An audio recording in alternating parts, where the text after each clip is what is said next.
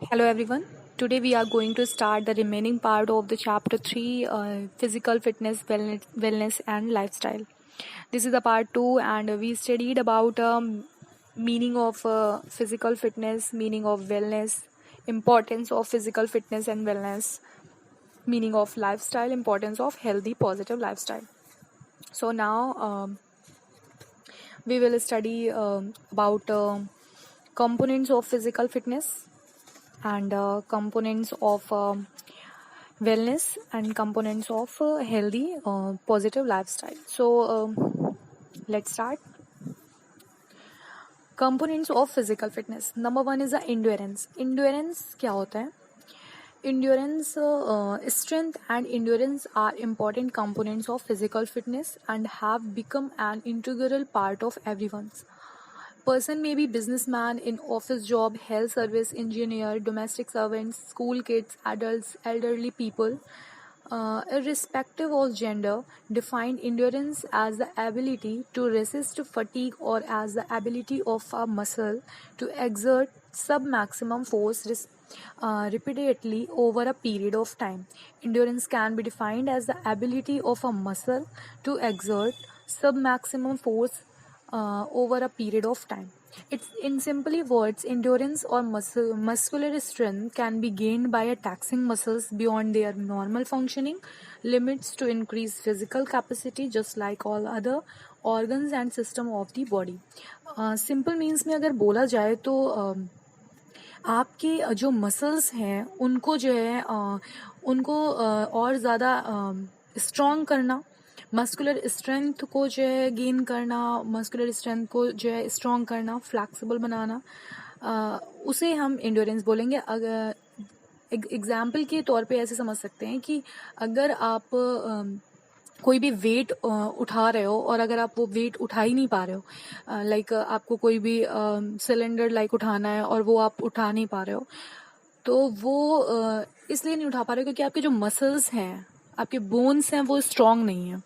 ठीक है. अगर आपके मसल्स स्ट्रांग होंगे, आप जो है फिजिकल एक्टिविटी के थ्रू और एक्सरसाइज के थ्रू, योगा के थ्रू, अगर आप के जो मसल्स हैं वो आपके स्ट्रांग हैं, तो आप जो है फिजिकल एक्टिविटी जो है कर पाओगे, एंड्योरेंस आपकी शो हो जाएगी.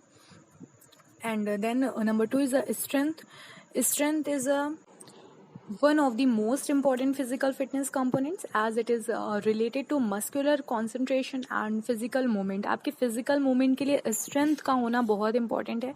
अगर आप strength आपके अंदर नहीं है तो आप कोई भी physical activity, कोई भी जो है activity जो है आपकी, कोई भी आपका कोई भी आप मूवमेंट नहीं कर पाओगे, कोई भी ओवरवर्क नहीं हो पाएगा आपसे. And therefore for better understanding strength can be divided into dynamic strength and static strength. ये आपके दो डिवाइड किए गए हैं, dynamic strength and static strength. Dynamic strength means जो डायरेक्टली विजिबल हो जाती है आपकी, जैसे कि आप जो है जिम में जो है आप अगर आप वेट लिफ्टिंग कर रहे हो या आप जिम में जो एक्सरसाइज कर रहे हो, तो वो जो आपकी विजिबल हो रही है वो आपकी होती है डायनामिक स्ट्रेंथ, और जो आपकी विजिबल नहीं होती है उसे बोलते हैं हम स्टैटिक स्ट्रेंथ. एंड ये डायनामिक स्ट्रेंथ को भी डिवाइड किया गया है 3 पार्ट्स में: maximum strength, explosive strength and strength endurance. इनका अलग अलग यूज होता है अलग अलग गेम्स में. लाइक मैक्सिमम स्ट्रेंथ का जैसे लिफ्टिंग में, शॉर्ट पुट में, पावर लिफ्टिंग में. जैसे कि मैक्सिमम स्ट्रेंथ का क्या है, ये कि जो आपका शॉर्ट पुट है, पावर लिफ्टिंग है, डिस्कस थ्रो है, जैवलिन थ्रो है, हैमर थ्रो है, इसमें आपका जो है विजिबल, डायरेक्टली विजिबल हो रही है आपकी जो है स्ट्रेंथ लग रही है उसमें, क्योंकि वो इतना हैवी होता है ऑलरेडी, जिसमें आप जो है जैसे ही आप उसमें स्ट्रेंथ लगाते हो तो वो विजिबल होता है, वो दिखता है कि हाँ यहाँ पे स्ट्रेंथ का यूज हो रहा है.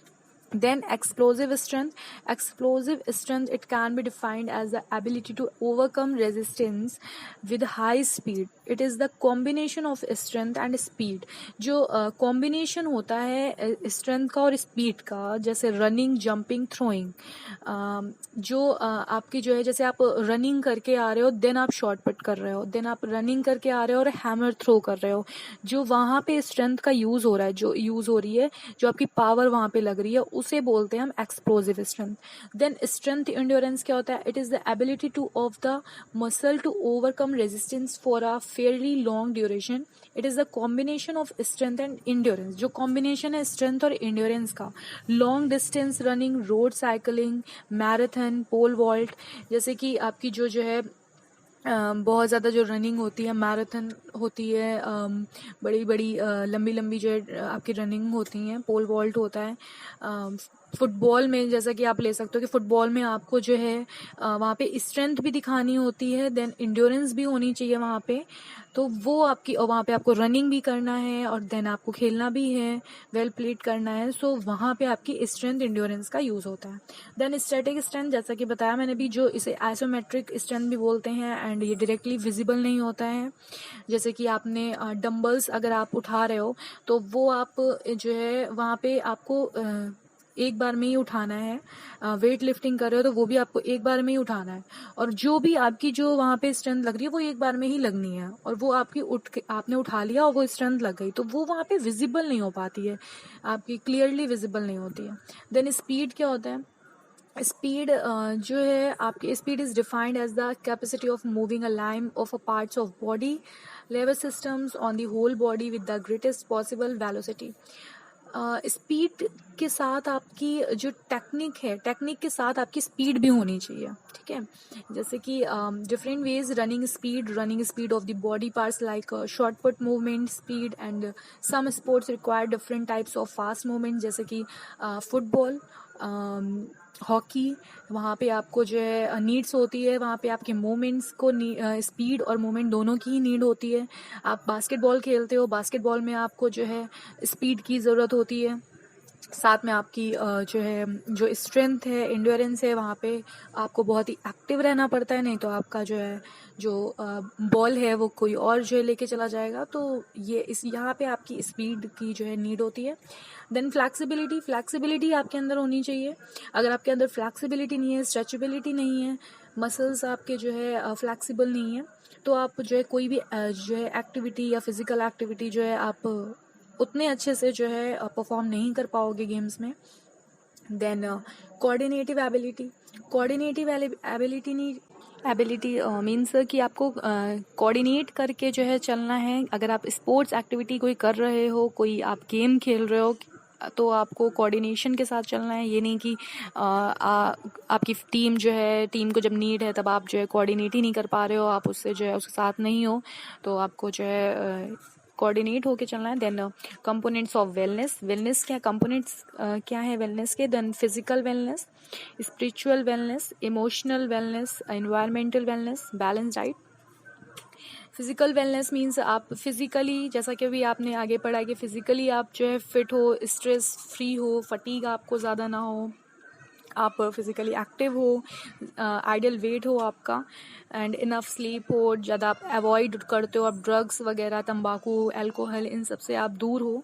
देन स्पिरिचुअल वेलनेस आपकी जो इट मीन्स आप पीसफुली हो, आप ज़्यादा जो है बहुत ज़्यादा हाइपर ना हो, आप जो है आराम से हर चीज़ को जो है देख कर, हर चीज़ को जो है ले करके चलने वाले हो.